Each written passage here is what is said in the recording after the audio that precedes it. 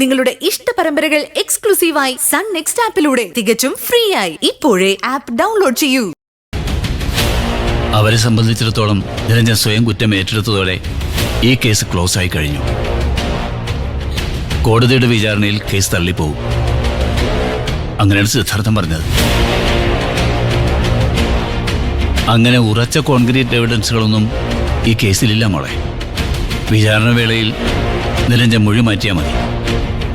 പിന്നെ പോലീസിന് തെളിവുകളുടെ കണ്ണികൾ കൂട്ടിയോജിപ്പിക്കാൻ കൂടി കഴിഞ്ഞില്ലെങ്കിൽ ഉറപ്പായും കോടതി കേസ് തള്ളിക്കളയും.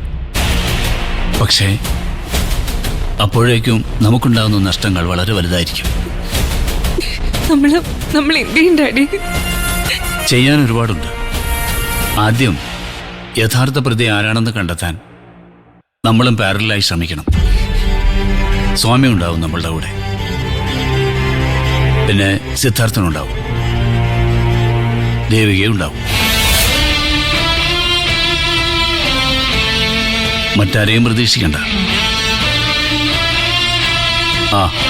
പിന്നൊരു കാര്യം, നീ എപ്പോഴും സുധിമോളുടെ അടുത്ത് തന്നെ ഉണ്ടാവണം. ഈ വീട്ടിലാണെങ്കിൽ പോലും അവൾ ഒരിടത്തും ഒറ്റയ്ക്കിരിക്കാൻ പാടില്ല. എന്ത് ഡാഡി, എന്തെങ്കിലും പ്രശ്നം? മറുചോദ്യം ഒന്നും വേണ്ട. ചില അപകടങ്ങൾ ഞാൻ മുൻകൂട്ടി മണക്കും.